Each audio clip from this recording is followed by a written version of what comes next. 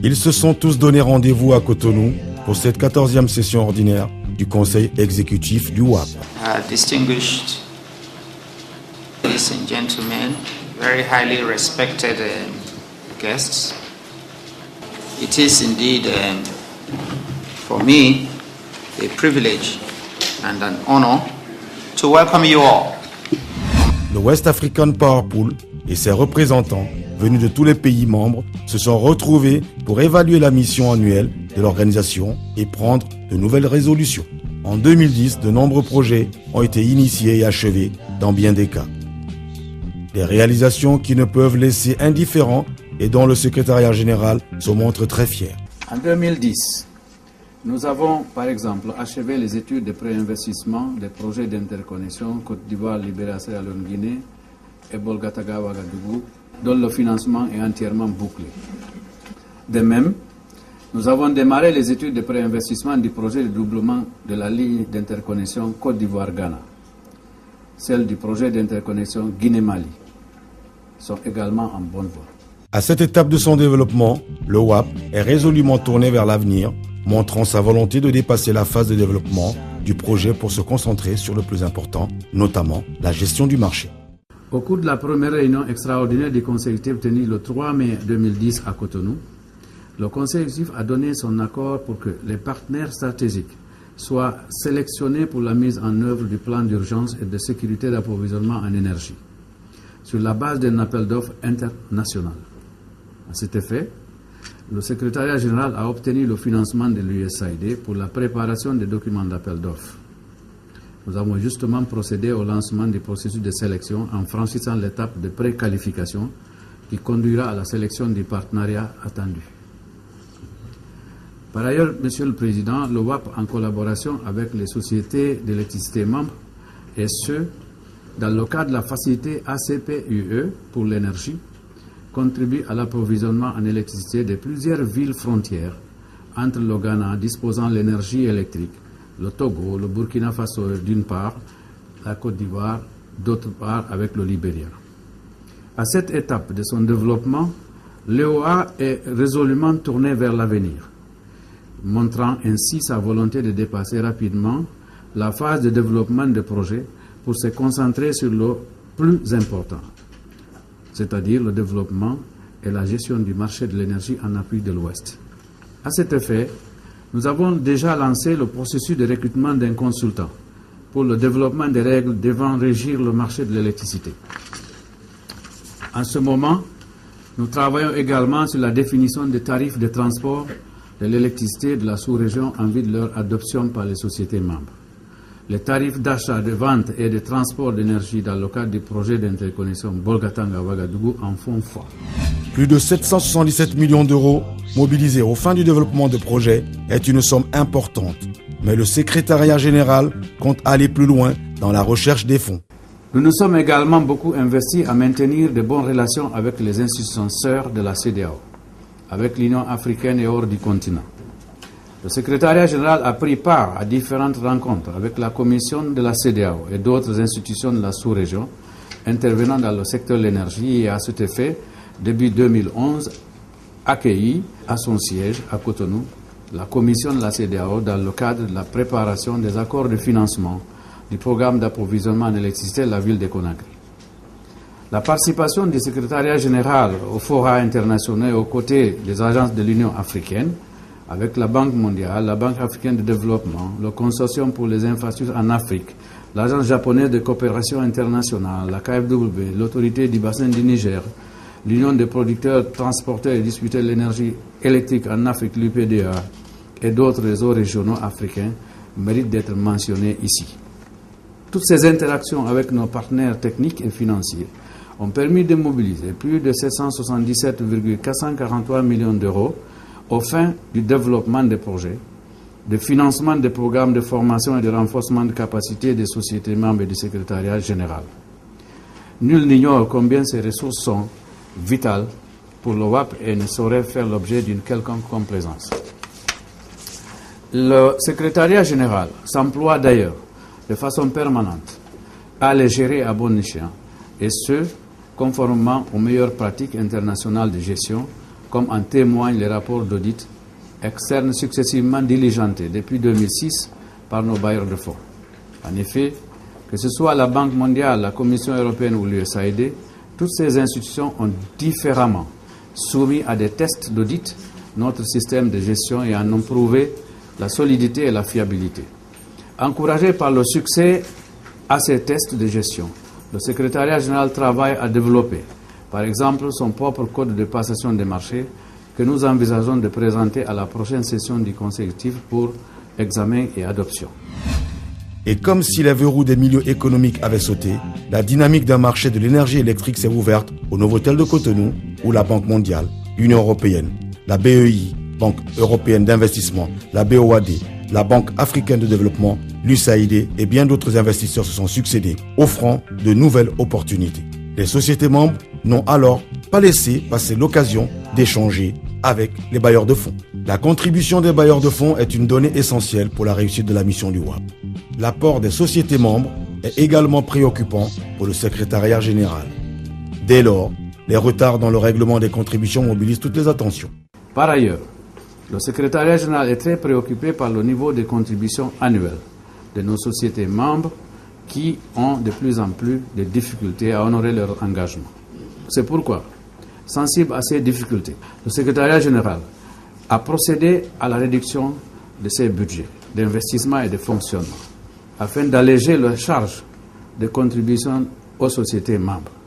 De plus, l'USAID, par exemple, a bien voulu nous apporter une assistance significative en prenant en charge les indemnités d'une partie du personnel du secrétariat général pour une durée de 3 ans.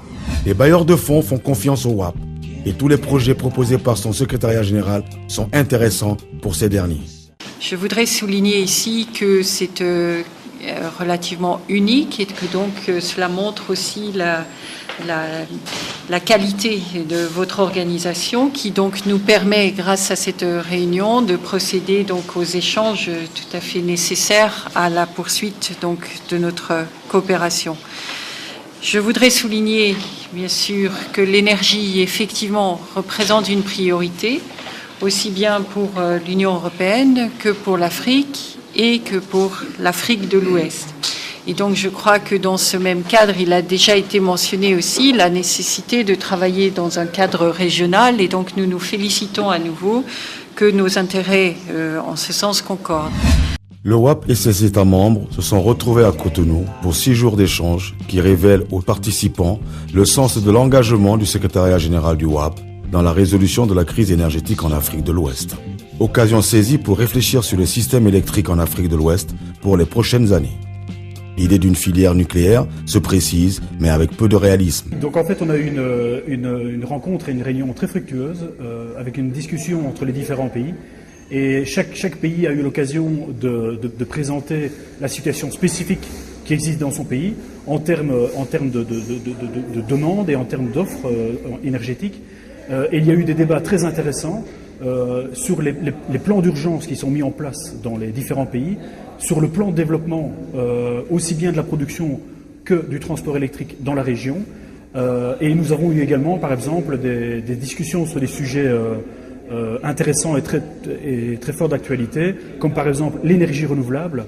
Quelles sont les initiatives que chaque pays prend dans ce domaine-là, parce qu'il y a pas mal d'initiatives qui sont prises par les différents pays, et également la pertinence d'une filière nucléaire en Afrique de l'Ouest. On a eu un débat très intéressant sur le nucléaire. On se rend compte que, bon, d'abord, il y a une volonté des États, de certains États en tout cas, d'aller dans cette direction. Alors, je pense que c'est pas une mauvaise chose. C'est toujours bon de diversifier la manière de produire l'électricité pour ne pas être dépendant de certaines ressources. Maintenant, le nucléaire est une technologie très avancée, très compliquée, et ça demande une certaine maturité. Donc, je pense que ça vaut la peine, même si pour le moment le système électrique d'Afrique de l'Ouest n'est pas prêt à accueillir le nucléaire, de déjà commencer cette réflexion pour le jour où il le sera prêt, eh bien, être prêt, soit aussi, d'une manière technique, à l'inclure dans le système. Maintenant, effectivement, pour le moment, le système d'Afrique de l'Ouest est trop petit pour pouvoir accueillir une unité aussi grosse qu'une centrale nucléaire. Maintenant, à nouveau, je répète, ça met du temps à construire une centrale nucléaire. Donc, le temps qu'on la construise, ça laisse aussi le temps aux États de se préparer techniquement. Et en tout cas, ce qu'il a été convenu, en effet, et discuté, c'est que de toute façon, si on parle d'une filière nucléaire, filière qui n'est en rien confirmée à ce stade-ci, ce n'est pas pour les 15 ans à venir. Parce qu'en effet, ça requiert des structures de contrôle, des structures de normes. Et en effet, pour l'instant, l'Afrique de l'Ouest n'envisage pas, en tout cas dans les 15 ans à venir, la filière nucléaire. L'accent a été mis prioritairement sur le potentiel hydraulique, évidemment, qui est une des ressources principales de l'Afrique de l'Ouest. Le renouvelable, comme je l'ai dit tout à l'heure, et ça, il y a des projets concrets qui sont mis en place. Et éventuellement, pour compléter ces deux filières-là, des unités thermiques classiques. Mais le nucléaire, pour l'instant, c'est encore en réflexion, mais on ne peut pas vraiment dire que ça a été retenu. La Banque africaine de développement, comme les autres partenaires du WAP, n'hésite plus à apporter son appui précieux à cette ambition aujourd'hui concrétisée de la volonté des chefs d'État de la sous-région. À ce rendez-vous de Cotonou, les ambitions du WAP sont appréciées et trouvent un écho favorable auprès de la BAD, qui n'entend pas rester en marge des apports de financement des projets présentés par le secrétariat général du WAP. Au niveau de la Banque africaine de développement, l'intégration régionale est l'un des piliers pour la stratégie de développement de notre institution. Donc le WAP représente une de ces institutions pour l'Afrique de l'Ouest. Et pour nous, c'est notre intermédiaire auprès des pays pour le financement au niveau des infrastructures. Donc on peut dire que le WAP, nous portons un très grand intérêt parce que sans le WAP, nous ne pourrons pas aboutir à notre pilier de développement qui est l'intégration régionale de l'Afrique de l'Ouest. La BAD a déjà répondu parce que lorsqu'ils nous ont appelés pour le plan d'urgence, on a déjà effectué 2 missions. Et lors des 2 missions, premièrement, on leur a donné tout ce qu'on a prévu comme allocation pour qu'ils puissent l'utiliser à leur fin. Ça voudrait dire que c'est à la discrétion du pays. Et de 2, on est en cours actuellement de projets en Guinée. Un projet pour le renforcement des capacités de Conakry, pour reconstruire la ligne, le réseau de distribution, le réseau moyenne tension, pour pouvoir un compteur électrique et tout. On a un second projet pour l'électrification rurale et l'électrification des grandes villes, 31 localités pour la Guinée. On a un projet pour l'interconnexion de la Guinée avec le Mali. Donc tout ça, ça va premièrement en une partie dans le plan d'urgence. Et également dans le plan d'urgence, ils avaient mis les barrages hydroélectriques, les micro-barrages. Donc la Banque africaine de développement est en train de voir comment chercher auprès d'autres sources ou d'autres fonds qui existent pour les énergies renouvelables, comment pouvoir les financer, ces projets pour résorber la crise énergétique en Guinée. En attendant que les gros barrages seront construits pour aider toute la sous-région. Nous avons une procédure interne pour la Banque africaine de développement. Nous avons les projets régionaux, que je dis que ça fait partie des priorités. Et nous avons ce que nous appelons les allocations pays. Et là, c'est la souveraineté des pays qui décident de ces fonds, de comment utiliser ces fonds. Et les pays peuvent dire, OK, on met nos allocations dans les projets régionaux, ou peuvent se retirer pour dire qu'ils ne les mettent pas. Ça, c'est de la discrétion des pays, comme je disais. Mais par contre, nous, en tant qu'institution, nous sommes engagés pour les projets régionaux parce qu'on voit qu'individuellement, les pays ne peuvent pas trouver de solution à leurs problèmes énergétiques. Ce n'est qu'ensemble qu'on peut les aider. Ça fait que pour tous les projets régionaux, l'institution paye au moins 2 tiers des frais de ces projets. Le WAP rassure les investisseurs grâce à son sérieux et son